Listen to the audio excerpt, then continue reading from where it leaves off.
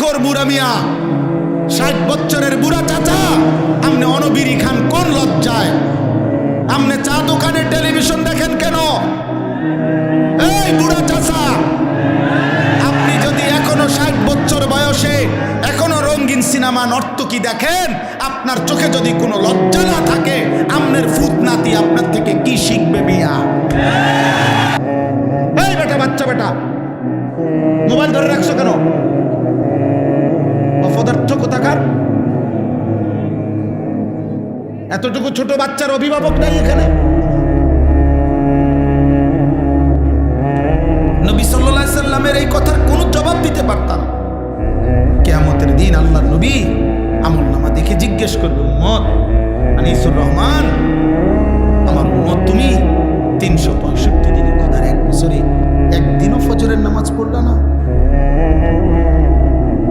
তুমি আমার উম্মত,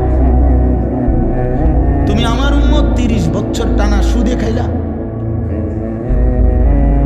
60 বছর বয়স তোমার, প্রতিদিন বিড়ি সিগারেটে খাইয়া গেলা। তুমি আমার উম্মত, 60 বছরও মনে পড়ে না এটা গুনাহ? 60 বছর বয়সেও মনে পড়ে নাই যে টেলিভিশনে নাচ গান দেখা গুনাহ? তোমার স্ত্রী 30 বছর বয়স পর্যন্ত 30 বছরও কোনোদিন পর্দা করে নাই? তোমার মৃত্যু পর্যন্ত তোমার ঘরে নিয়মিত রঙিন টেলিভিশন চলতো, নর্তকী নাচতো, নাটক সিনেমা চলতো। তুমি আমার উম্মত। তুমি কবরে আসছো এটা কি নিয়া? হাসরে আসছো এটা কি নিয়া? আমি কি দেখে সুপারিশ করব? কথা বলে না। নবী সাল্লাল্লাহু আলাইহি সাল্লাম যে সুপারিশ করবে এটা জানেন? কথা বলেন না কেন? জানেন তো? সুপারিশের কোনো কাগজপত্র লাগবে না, কোনো ফাইল টাইল লাগবে না, এমনি। হ্যাঁ, তো আপনি কি দেখাবেন? আরে বলেন না, আপনি কি দেখাবেন? এই সুদখোর বাপ, আপনি কি দেখাবেন? চরিত্রহীন নারী দেখে দেখে শেষ হয়ে না। আজকে সেজদা আমার বিরোধিতা করেন, কাল বলে দিয়েন এমন হুজুর, এমন ডাকাইতা হুজুর আজীবন আইব না। কইেন আপনি বলে যাই না, তাহলে অন কন তারা রেকর্ডিং করে রাখো যে এমন হুজুর আর আইব না। এরকম ডাকাইত হুজুর তো দেখছি না। কিন্তু আপনি বলেন, এই বুড়া চাচারা এখনো লজ্জা হওয়ার সময় হয় না? আপনার 60 বছরও আপনার শরম হতো না? জি জি জি জি, আপনার থেকে আখলাক শিখবে কিভাবে? আখিরাত শিখবে কিভাবে? প্রজন্ম চোখের সামনে শেষ হয়ে যাচ্ছে, আমাদের চোখের সামনে আমাদের ছেলে মেয়েরা চরিত্রহীন হয়ে যাচ্ছে। এক ওয়াক্ত নামাজ পড়ে না, মুসলমানের ঘরে রাত আসলে ঘুমায়। আমি জীবনে একবার, আমার আব্বারে জীবনে একবার বলছিলাম, আব্বা আমি এই মাদ্রাসায় পড়বো না, আরেকটা মাদ্রাসায় আমারে ভর্তি করায় দেন। আমার আব্বা বলছিল, ফুত পরের লোকমা ভাত আমার ঘরে খাইও না, সাবধান। পরের লোকমা দিতে নিষেধ করছে যে বাইরো, তোমার জেনে মনে করো পড়লে পড়ো, না পড়লে বাদ দাও, কিন্তু আমার ঘরে এক লোকমা ভাত খাইও না। কসম খোদার, চোখের পানি ফেলতে ফেলতে পরে মাদ্রাসায় গেছি গাছে, এই বাপ বাদ দিত না। হ্যাঁ, দুপুরবেলা মায়ের হাতের রান্না করা ভাত খাইয়া মুসলমানের বাচ্চাই নাফরমান, সেই যে 2টা বাজে বাইরেছে, রাত 11টা বাজে ঘরে ফিরছে, আবার ভাত খাইয়া ঘুমায় গেছে। আহা, মা বাপ একটা বার জিজ্ঞাসাও করে না যে কিরি ফুত আসর নামাজ কই পড়ছো, মাগরিব কই পড়ছো, এসব। দেখো, কারো কোনো কিছুর দরকার নাই তো, টিয়া হইলে তো হইছে।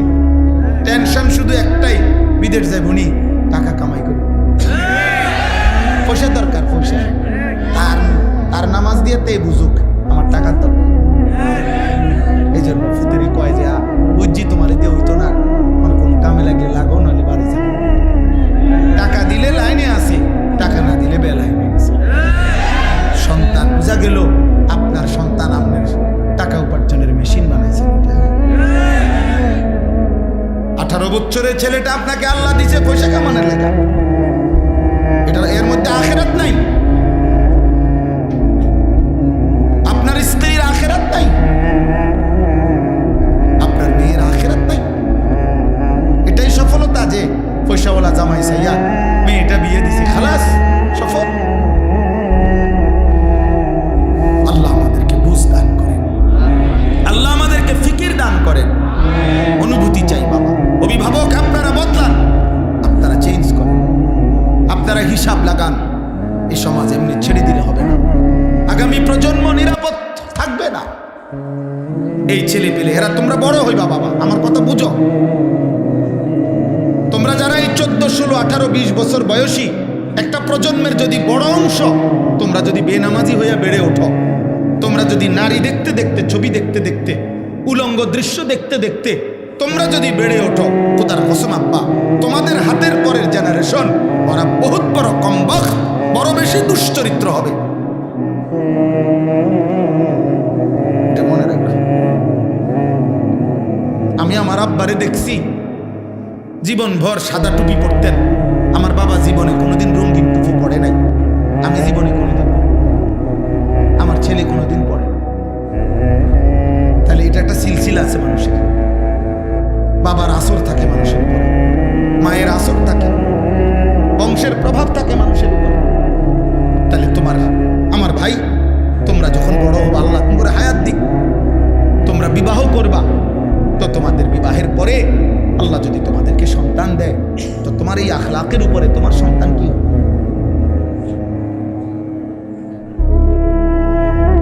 বলো ভাই। একটা ছেলে ভাই, আল্লাহ তৌফিক দান করেন। চলেন এই আয়াতগুলোর অর্থ শুনুন।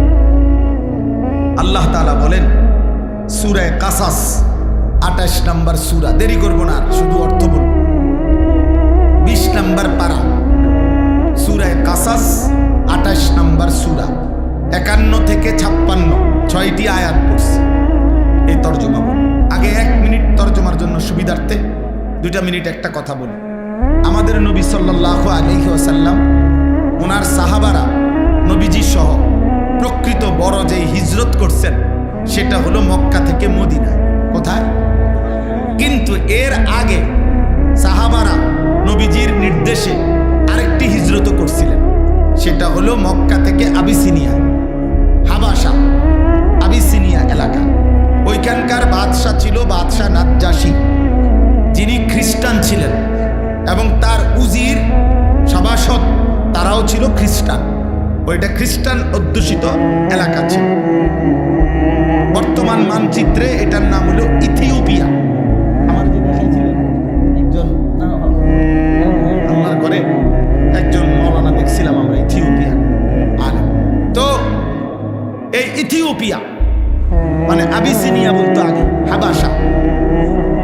এই হাবশার মধ্যে আল্লাহর নবী সাল্লাল্লাহু আলাইহি সাল্লামের আদেশে, নবীজি সাল্লাল্লাহু আলাইহি সাল্লামের নবুয়তের 7ম বছর সাহাবায়ে কেরাম প্রায় 72 থেকে 74 জন ওনারা মক্কা থেকে সেখানে হিজরত করে গেছিলেন।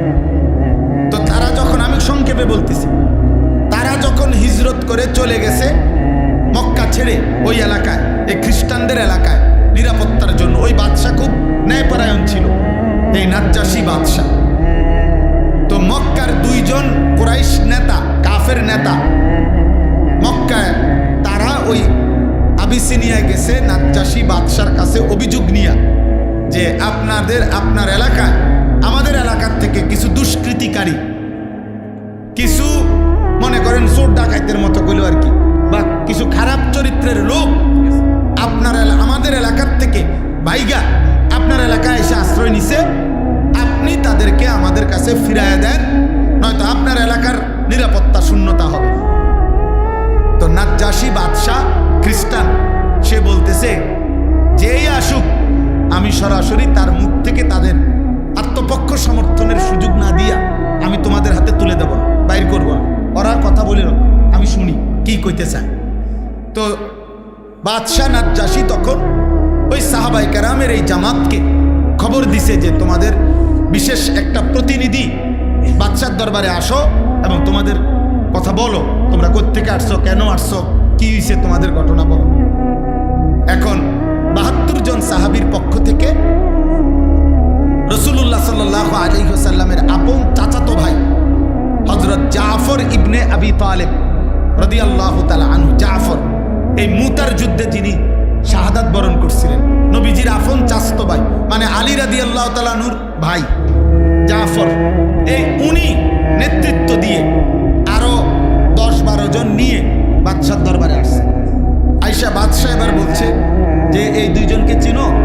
বলছে হ্যাঁ চিনি, ওরা আমাদের এলাকা, ওই যে কোরাইশ যে কাফের দুইজন আইছে না, ওরা, ওদেরকে চিনো? হ্যাঁ চিনি, আমাদের। আচ্ছা, এখন তোমরা কেন আসলা এই এলাকায়, আর তোমরা কি ছিলা, কি হইল, কেন আইলা? তখন তাফসীরের মধ্যে আছে হযরত জাফর ইবনে আবি তালিব রাদিয়াল্লাহু তাআলা আনহু একটা লম্বা ভাষণ দিছে এই বাদশার দরবারে। বলেছে, বাদশাহ, আমরা চরিত্রহীন ছিলাম, লম্পট ছিলাম, নারী, জিনা, ব্যভিচার, মদ, জুয়া, হত্যা, খুন, চুরি, ডাকাতি, রাহাজানি, মারামারি, হানাহানি, এই ছিল আমাদের জীবন। আমরা এটাই করতাম। আমাদের জীবন ছিল নারী, নেশা, মারামারি, এই 3 জিনিস এবং যাবতীয় পাপ। আমাদের বংশ থেকে আমাদের দীর্ঘদিনের পরিচিত 40 বছর ধরে আমরা যাকে দেখছি, আমাদের চোখের সামনে যে বড় হইছে, যার চরিত্র আখলাক আমরা একেবারে বুঝ হওয়ার পর থেকে কোনোদিন যার চরিত্রে আমরা কোনো কলঙ্ক দেখি নাই, এমন একজন পুত পবিত্র মানুষ, তিনি আমাদেরকে একটি ধর্মের দিকে আহ্বান করছেন, এক কালেমার কথা আমাদেরকে বলছেন এবং এই যাবতীয় অপরাধ পাপ ছেড়ে দিতে বলছেন। তা আমরা আল্লাহকে মেনে ওই নবীর কথা অনুসরণ করে আমরা আগের যত মন্দ অভ্যাস এগুলো ছেড়ে দিছি এবং এখন আমরা আল্লাহর ইবাদত করি, আমরা মানুষের হক আদায় করি, ইনসাফের উপরে চলতে থাকি, এই আমাদের অপরাধ। এই কথাটা সত্য কিনা এটা অবশ্যই। ওই যে এই দুইজন এখন মক্কার কোরাইশ এই 2 লোককে নাজ্জাশী বাদশাহ জিজ্ঞাসা করছে যে বলো বলো যে সে যে বলছে এই কথা ঠিক কিনা। এবার হেরা কহ ঠিক কত, তাহলে একটু আগে কি বললাম, উল্টাটা বললা কেন? তারা আগে না খারাপ ছিল, এখন তো তারা ভালো হয়েছে। তখন এই শুনেন কথাটা, নাজ্জাশী বাদশাহ তখন উপস্থিত তার খ্রিস্টান যারা সভাসদ, মানে উজির নাজির, তারা তো সব বসে রয়েছে। তো তাদের সামনে বাদশাহ নাজ্জাশী তখন তিনি বললেন ওই যে জাফর রাদিয়াল্লাহু তাআলা আনহুকে, যে তাহলে তোমাদের সেই নবীর উপরে নাজিলকৃত যে কিতাব কোরআন, আসমানি কিতাব, এটা আমার একটু শোনাও তো। তো তখন হযরত জাফর রাদিয়াল্লাহু তাআলা আনহু সূরা মারইয়াম, যেখানে আল্লাহ তাআলা হযরতে মরিয়ম এবং ঈসা আলাইহিস সালামের কথা উল্লেখ করছেন, তারা তো ওনারই মানে, কথা বুঝছেন কিনা? ওনারে মানে না, খ্রিস্টানরা ঈসা এবং মরিয়মকে মানে। এই সূরাটা তেলাওয়াত করছে আল্লাহর দয়ায়, তিনি তেলাওয়াত করছেন আল্লাহর কোরআন, আর নাজ্জাশী বাদশার 2 গাল দিয়া, চোখ দিয়া অঝরে পানি ঝরতেছিল। পুরা মজমার যত উজির নাজির সব অঝরে কাঁদতেছিল। যখন তেলাওয়াত থামছে তখন তিনি বললেন, নাজ্জাশী, যে আল্লাহর কসম, আমি তোমাদের নবীর নাজিলকৃত এই কোরআনের কথা আমি সর্বান্তকরণে মেনে নিলাম। উপস্থিত অনেক লোক এবং বাদশাহ কালেমা পড়ে ঈমানদার হইলেন। এরপরে আল্লাহর নবী সাল্লাল্লাহু আলাইহি সাল্লাম যখন নিজে সশরীরে মক্কা থেকে মদিনায় হিজরত করে গেলেন, মদিনায় হিজরতের 7 বছর পর 7ম হিজরিতে মদিনার ইহুদিদের সাথে সাহাবাদের নবীজির একটা চূড়ান্ত যুদ্ধ হয়েছিল, খায়বরের যুদ্ধ। এই খায়বরের যুদ্ধে আল্লাহ তাআলা যখন মুসলমানদেরকে বিজয় দিছেন, এই বিজয়ের পরপর তখন ওই আবিসিনিয়াতে যে সাহাবীরা এতদিন ওইখানে ছিল, উনারা আর ওইখান থেকে যারা খ্রিস্টান ধর্ম থেকে মুসলমান হয়েছে, এরকম একটা প্রতিনিধি দল মদিনায় আল্লাহ রাসূল সাল্লাল্লাহু আলাইহি সাল্লামের কাছে আসছে। এখানে আসছে আর কি, মদিনায় এখন আসছে। আসার পরে তারা আল্লাহর নবী সাল্লাল্লাহু আলাইহি ওয়াসাল্লাম ওনার কাছে তারা বলছে, আমরা আপনার প্রতিনিধির হাতেই আমরা প্রথম তেলাওয়াত আল্লাহর কোরআন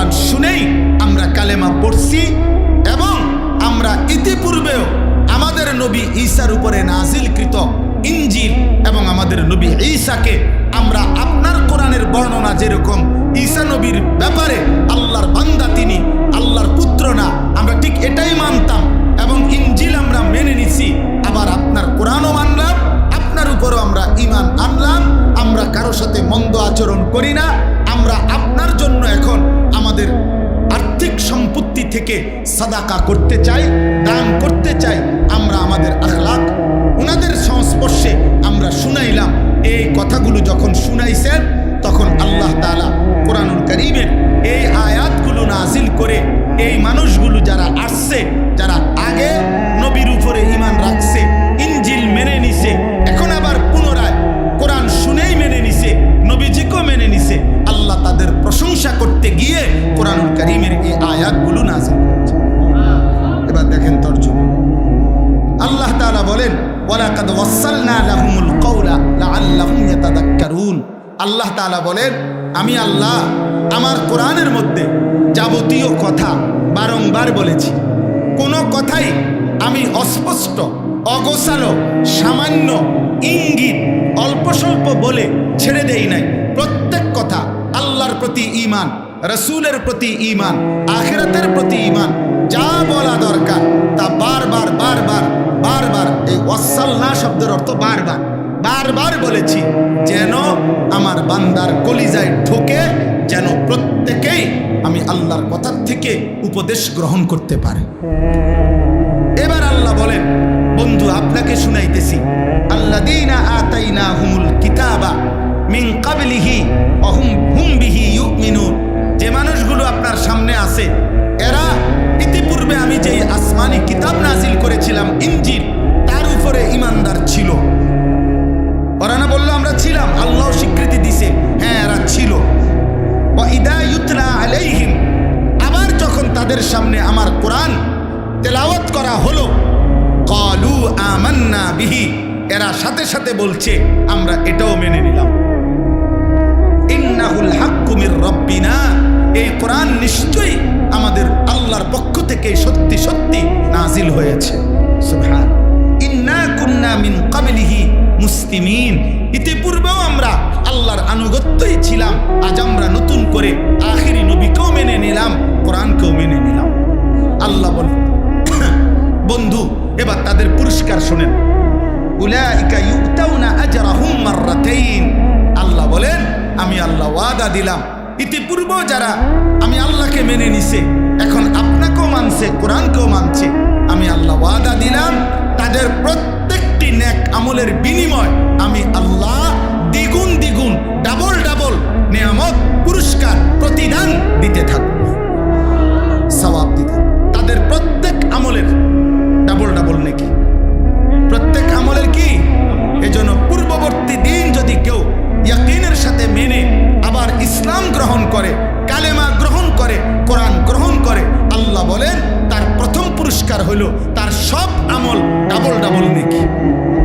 আল্লাহ বলেন, এই দেখেন আরেকটু, আল্লাহ বলে বন্ধু এরা তো আগেও ইমানদার ছিল, এখনো আবার ইমানদার হইল, এ কারণেও তাদের নেকি দ্বিগুণ দ্বিগুণ। কিন্তু শুধু এই কারণে না, তাদের মধ্যে আরো কিছু গুণ আছে। এবার আল্লাহ এই গুণগুলোর প্রশংসা করতেছে, যে এদের মধ্যে আরো কিছু গুণ আছে, এই গুণগুলো কারণেও আমি আল্লাহ কিয়ামত পর্যন্ত যার মধ্যেই থাকবে তাদেরকেও আমি আমার নেকি দ্বিগুণ দ্বিগুণ দিতে থাকবে। এক, বিমা সাবারু, তারা আমি আল্লাহর হুকুমের উপরে সবর করেছে, ধৈর্য ধারণ করেছে। একবার বলেছি ঈসা নবীকে মানো, মানছে। এখন বলছি আখিরি নবীকে মানো, মানছে। একবার বলছি ইনজিল মানছে, আবার বলছি কোরআন মানতে, এখন তারা কোরআন মেনে নিছে। তাহলে তারা আমার হুকুমের উপরে ধৈর্য ধারণ করেছে। অতএব যে আমার হুকুমের উপরে ধৈর্য ধারণ করে, আমি তার নিয়ামত, তার নেকি, তার পুরস্কার দ্বিগুণ দ্বিগুণ দিতে থাকব। দুই, ওয়ায়াদরাউনা বিল হাসানাতিস সাইয়্যিআ, তাদের একটা বড় স্বভাব, তারা যেই কোনো মন্দ আচরণের জবাবে উত্তম আচরণ দ্বারা সেটা প্রতিহত করে। এটা তাদের, এজন্য তাদের পুরস্কার দ্বিগুণ। আর এই গুণ যার মধ্যে থাকবে, মন্দ আচরণের জবাবে যে উত্তম আচরণ করবে মানুষের সাথে, আমি তাকেও দ্বিগুণ দ্বিগুণ ওয়া মিম্মা রাযাকনাহুম ইউনফিকুন, আমি আল্লাহর দেওয়া রিজিক থেকে তারা আমার পথে। আল্লাহ পাক রব্বুল ইজ্জত যুল জালাল ওয়াল ইকরামের ফজল কারাম, রব্বুল আলামিনের অপরিসীম ইহসান, মেহেরবানি, দয়া, আল্লাহ তাআলা আমাদেরকে আজ 27 ডিসেম্বর 2025 রোজ শনিবার কুমিল্লা জেলা তিতাস উপজেলাধীন দড়িকান্দি মুন্সিবাড়ি ওলিয়ে কামেল মুন্সি আহমদ হুসাইন খলিফা রাহিমাহুল্লাহ তাআলা তার স্মরণে আজকের এই 49তম বার্ষিক তাফসীরুল কোরআন মাহফিল। আল্লাহ তাআলা আমাদেরকে আসবার বসবার আল্লাহর জন্য জমা হওয়ার তৌফিক দান করেছেন, এজন্য সকলেই বলি আলহামদুলিল্লাহ। সবার কাছে আমার দুইটা কথা। প্রথম কথা হলো, মোবাইল হাতে ধরে ভিডিও বা রেকর্ড করা যাবে না। উপরে নিচে স্টেজে হুজুর পাবলিক সবার জন্য এক আদেশ, এটা অনুরোধ না, এটা আমার আদেশ। এই জন্য নওজোয়ান ছেলেরা বাবা দয়া করে একটা ছেলেও চালাকি করে কৌশল করেও মোবাইল হাতে ধরে ভিডিও বা রেকর্ড করবা। তুমি আমার কথাটা 1 ঘন্টার জন্য আমি তোমার কাছে নওজোয়ান ভাই 1 ঘন্টার সময় আল্লাহর জন্য কোরআনের জন্য চাইলাম। 1 ঘন্টা সময় দয়া করে এই 1 ঘন্টা সময় মনোযোগ দিয়ে, কষ্ট হলেও আমাদের চেহারার দিকে তাকায়া আল্লাহর কথা শুনলে বরকত। প্রত্যেকের একজনও মোবাইল হাতে ধরে ব্যস্ত হবেন না। প্রত্যেকেই মিলে যার যার জায়গা থেকে আমাদের দিকে তাকায়া শোনার চেষ্টা করলে, আল্লাহর কথা মনোযোগ দিয়ে শুনলে বরকত হবে। দেখেন অনেক মানুষ জমলো, চিল্লাচিল্লি হইলো, হাঙ্গামা হলো, বুট বাদাম বিক্রি হলো, চটপটি বিক্রি হলো, খিচুড়ি খাইলো, বিরিয়ানি খাইলো, চিল্লাচিল্লি, মারামারি, ধাক্কাধাক্কি করলো, সব মিলাইয়া 2-4 লাখ টাকার আয়োজন শেষ হইল। তো কি হইল? আসলে ইনসাফ করা উচিত ভাই। চটপটিওয়ালা বলছিল যে আমার মালগুলো সব বিক্রি হয়েছে, বুটওয়ালার সবগুলো বুট বিক্রি হয়ে গেছে। এটাই সফলতা, এটাই ছিল মাকসাদ। সবাই সবার মতো করে ভিডিও করলেন, ছবি উঠাইলেন, যে যে দূর পারেন উঠাইলেন। তো কি হলো এতে? এই জন্য প্রত্যেকে মূলত আল্লাহর কথা যদি কেউ মনোযোগ দিয়ে না শুনে, চুপ না থাকে, রহমত বরকত হয় না, ফায়দা হয় না। কোরআনুল কারীমের মধ্যে আল্লাহ তাআলা বলছেন, ওয়া ইযা কুরিআল কুরআন ফাসতামিউ লাহু ওয়া আনসিতু লাআল্লাকুম তুরহামুন। আল্লাহ তাআলা বলেন, যখন আমার কোরআন পড়া হয়, বলা হয়, তোমাদের সামনে শোনানো হয়, তখন তোমরা 2টা কাজ করো, 2টা আদেশ। 1, মনোযোগ দিয়ে শোনো, 2, চুপ থাকো। এটা আল্লাহর আদেশ যে মনোযোগ দিয়ে শোনো এবং চুপ থাকো। লাআল্লাকুম তুরহামুন। আল্লাহ তাআলা বলেন, যদি মনোযোগ দিয়ে শোনো এবং চুপ থাকো, অবশ্যই তোমাদের উপরে রহমত বর্ষিত হবে। তাফসীরের মধ্যে আছে রুহুল মাআনিতে রহমত বর্ষিত হবে। মানে কি? মানে হলো আল্লাহর কথা কেউ যদি মনোযোগ দিয়ে শুনে চুপ থাকে, তো আল্লাহ তাআলা তাকে রহমত দেয়। মানে হলো আল্লাহর কথা মানার তৌফিক দেয়, গ্রহণ করার তৌফিক। এজন্য নবী সাল্লাল্লাহু আলাইহি সাল্লামের জামানায় এই মূর্তি পূজক মুশরিকরা, তারা পর্যন্ত নবী সাল্লাল্লাহু আলাইহি সাল্লামের কোরআন তেলাওয়াত যারাই মনোযোগ দিয়ে শুনছে, ধীরে ধীরে আল্লাহ তাআলা তাদের হৃদয়ে পরিবর্তন করে দিছে, ফলে কালেমাওয়ালা হয়ে গেছে। কোরআনুল কারীমের মধ্যে আল্লাহ তাআলা বলেন, ওয়া ইন তুতি' আকসারা মান ফিল আরদ ইউদিল্লুকা আন সাবিলিল্লাহ। কোরআন শরীফের আয়াত। আল্লাহ তাআলা বলেন, বন্ধু নবীজিকে বলছেন, জমিনের মধ্যে বেশি মানুষ যেদিকে, আপনি যদি তাদেরকে অনুসরণ করেন বেশি মনে কইরা, তারা মনে রাখবেন আপনাকে আল্লাহর পথ থেকে গোমরাহ করে দিবে। কোরআনের আয়াত। আল্লাহ কোরআনুল কারীমের মধ্যে বলছে, ওয়া কালিলুম মিন ইবাদিয়াশ শাকুর, আমার কৃতজ্ঞ অনুগত বান্দা কম, কালিল। আল্লাহ তাআলা বলে, কালিলাম মা তাযাক্কারুন, আমি আল্লাহর কথা থেকে উপদেশ গ্রহণ করে নিজের জীবনের জন্য গ্রহণ করে কম। কালিলাম মা তাশকুরুন, আল্লাহ তাআলা বলেন, আমি আল্লাহর কথা শুনে আমার কৃতজ্ঞতা আদায় করে কম। ইবলিস শয়তান আল্লাহকে বলছিল যে আল্লাহ আমি যাচ্ছি দুনিয়ায়, আপনি আমাকে তাড়ায় দিলেন, তবে মনে রাখবেন আমি দুনিয়াতে গিয়ে আপনার প্রতিটা বান্দা সামনে পিছনে ডানে বামে চতুর্দিক থেকে 24 ঘন্টা গুনার ওয়াসওয়াসা দেব, গুনাহ করতে চেষ্টা করাবো। ফলে ওয়ালা তাজিদু আকসারাহুম শাকিরিন, আপনার অধিকাংশ বান্দাকেই আপনি আপনার কৃতজ্ঞ পাবেন না। তাহলে বেশি এটা কোনো সফলতার কিছু, কম এটা কোনো ব্যর্থতার কিছু। সফলতা কিংবা ব্যর্থতা আখিরাতের বিবেচনায় সংখ্যার উপরে না, সংখ্যার উপরে।